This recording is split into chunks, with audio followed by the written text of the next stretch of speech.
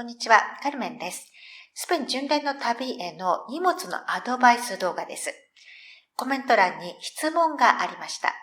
荷物を軽くするために、現地の薬局、スーパーなどで入手できる小物、例えば洗剤、シャンプー、薬などの紹介をしてほしい。巡礼中は大型チェーンのスーパー、フランチャイズのスーパー、小さな個人商店を見ます。フランチャイズのスーパーとは、例えばコンディスやディアという大型チェーンの看板を出しているが、実質は個人経営のお店です。品揃えは個人商店よりはだいぶ多い。しかし、普通のスーパーよりは少なめで、コンビニみたいに急に必要とするような最低限のものが多いです。スーパーであればどちらでも洗剤、シャンプー、石鹸、保湿クリーム、歯磨き用品など日用品ならもちろん手に入ります。救急箱にありそうな品物も絆創膏、コットン、消毒液、綿棒、今マスクなどもあります。生理用品や避妊器具まであります。個人商店は田舎の村だと巡礼者だけのために開けてるんだなというようなお店もあるんです。品揃えはお店によります。シャンプー、石鹸くらいならほとんど置いてるだろうとは思いますが、食料品だけの店もあるかもしれません。救急箱に入ってそうな商品は個人商店ではあまりないです。スーパーか薬局で調達します。薬は薬局で購入します。どんなものが買えるのか、後ほど説明します。今動画で見せているのは、フランスの道の巡礼中によく見かけるディアというスーパーです。安くて質もそれなりというスーパーなんですが、それのバルセロナ市内でも日曜日も開いてる店、つまり個人経営のフランチャイズと思われる店の品揃いです。薬以外のものだったら、ほとんどの日用品が手に入ります。洗剤はサイズが大きく、一つが4ユーロから6ユーロ、お値段が高めなので日本から持参する方がいいと思っていました。今回スーパーを見たところ、ディアとメルカドーナ、どちらも値段の安いスーパーなんですが、そこなら1ユーロちょっとの激安もありました。アルベルゲで有料の洗濯機がついている場合、ほとんどが洗剤込みの値段です。別払いの場合も洗剤代は微々たるものと聞いています。ハンドクリームとデオドラントはスペイン人がよく使うのですぐ見つかるし種類も多いです。顔用のクリームも大きなスーパーにはあります。お値段は少し高めです。足用のクリームもスーパー、フランチャイズともにあります。手に入りにくいものと言いますと、日本ではコンビニでもよく見つけられるミニサイズの商品がありません。スーパーでは大きなサイズしかなく、コンビニみたいなフランチャイズや個人商店で最近ミニサイズ時々見かけます。ただ標準サイズでも高くありません。多くの店でシャンプーやボディシャンプー、最近は2ユーロ以下のものも販売しています。一般的には3から3ユーロ50セントです。巡礼中1ヶ月分持ち歩きたくないのなら小さめの入れ物で日本から持ってきて、なくなったらスーパーで通常サイズを買って自分の持ってきたものに詰め替えるのもいいと思います。残りはアルベルゲ、巡礼宿に置いていけば他の巡礼者が喜んで使ってくれます。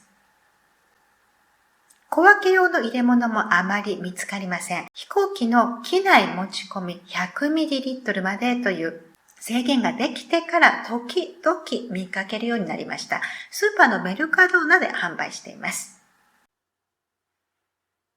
日本のような爪切りを巡礼中見つけられなかったと書いたブログを見ました。最近はスーパーのカプラボやメルカドーナで販売しています。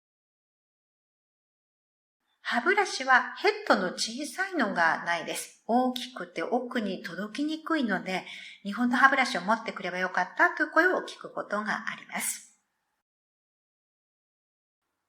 薬局でも日用品のうちシャンプーやボディシャンプー、保湿クリームなどコスメ系は販売をしています。質のいいものが多いです。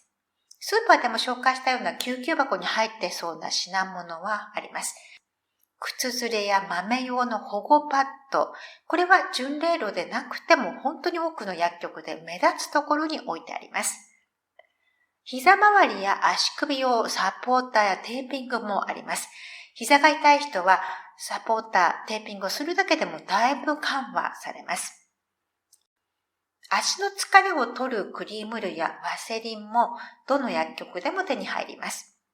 巡礼中の薬局ではショーウィンドウでよく宣伝もしていました。オルトペディアといって整形外科、骨、筋肉、人体などの怪我の専門の薬局もあります。看板にも出ていますが、足のトラブルを抱えたらオルトペディアの専門の薬局で相談するのもいいでしょう。薬類は薬局でほとんど手に入ります。スペインは医薬分業で、病院では薬を一切出しません。ですから、スペインで販売する薬類はすべて薬局で手に入ります。日本には普通にあるけれども、こちらにはあまりない。もしくは日本製と違うので、持参すればよかったと声が上がるのが湿布です。ほとんど販売していません。スペイン在住者が日本から必ず買ってくる品物が湿布薬です。腰痛や膝の痛みに効くような商品も少ないです。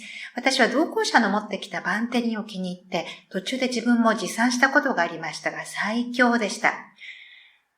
痛みに効く商品はあるんですが、種類も大変少ないです。足の疲れのための商品も薬局でよく見かけますが、日本の商品の種類の多さと効き具合に勝るものはないです。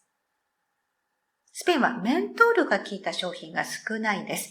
含まれてるという商品を買っても日本人には物足りない。メイソレータム、ムヒ、タイガーバームなどスースーするのが好きな人はスペイン製はパンチが足りないと感じます。風邪の総合薬がありません。咳が出る、鼻水が出る、頭が痛いと症状を訴えてそれぞれ購入します。生理用品については女性向けの話なので概要欄に書いておきますが、スーパーでも薬局でも販売しています。巡礼中の問題は薬局やスーパーが見つかるとは限らないことです。巡礼中はどの町にも薬局があった。さすが巡礼地だと書いてあるブログを見たことがあって、そんなバカなと思ってよく読んだら、最後の100キロ、サリアからサンティアゴまで5日間ぐらいの距離の話でした。最後の100キロは歩く人がダントツで多いです。巡礼路は歩く人数に比例して便利になります。巡礼の道もいろいろありますが、一番歩く人が多いフランスの道が一番便利です。巡礼路はこうだったと聞いても、道や季節が違えば環境は何もかも変わります。そしてフランスの道でも最終地に近づくにつれて便利で、最初の方は不便です。山に上がったり町に降りたりもしますが、山付近も店がなくなります。アラゴンの道も巡礼路では有名な方なんですが、一日ずっと歩いても村さえ一つもない場合もあります。スペインは薬局の数がものすごく多いんですが、薬局どころかショップ一つない村もあります。いつでもどこにでもあるとは思わない方がいいです。もう一つの注意点は営業時間です。スペインは日曜日祝日は店が閉まります。小さなお店はシエスタ、昼休み時間も閉まります。13時から14時半ぐらいの間に閉めて、家に帰ってご飯を食べて、16時から17時半ぐらいにまた開けます。昔に比べれば日曜日も昼休みも空いてるお店が増えましたが、営業時間が違うと念頭に置いて旅をしましょう。今皆さんはアプリを使ってスーパー情報を調べながら歩いているそうです。私たちは巡礼中は場所を調べるのにはネットを使わないと決めて、迷ったり困ったりはそのまま経験しながら歩いていました。村人たちは次の村にスーパーがあるかぐらいの情報は持っているので、聞きながら旅をしてもいいでしょう。応急処置ならアルベルゲ、巡礼宿の人たちが詳しいです。これはプライベートの素敵なアルベルゲだったんですが、すごくしっかりと手当てをしていただきました。私がアキレス腱付近を痛めた時です。穴場はガソリンスタンドです。最近はコンビニぐらいのお店が併設され、最低限の日用品や食料品を販売しています。朝6時、7時の早い時間や日曜日にも空いていることがあります。薬局は大きな町へ行けば24時間365日オープンの店があります。もしくはファルマシアでグワルディアといって交代で薬局を開けてくれます。昼休み時間も閉めずにずっと開けてる店。夜開けてる店が当番制になっています。今日はどの薬局が開いているのか、地元の新聞や今ネットで調べられます。夜の薬局はずっとお店を開けてるわけではありません。人が来たら対応します。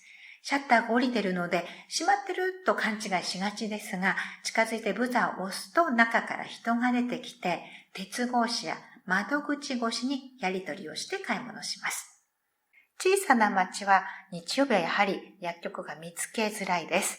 当番の薬局などで閉まっていたという口コミを2度ほど読んだこともあります。